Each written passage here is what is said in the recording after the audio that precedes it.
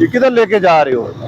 शनाख्ती card दिखाएं अपना, आप भी दिखाएं। ये हालत है तुम्हारी, रोड के ऊपर खड़े हो गए। शनाख्ती कार्ड किधर है आपका? किधर है बच्चे? शनाख्ती कार्ड किधर है आप? ये हालत, रोड के ऊपर पत्थर रख के आप रेडियां खड़ी की हुई हैं, कब्जा किया हुआ है रोड के ऊपर आप लोगों ने। ये टेंट क्यों लगा हुआ है इनका?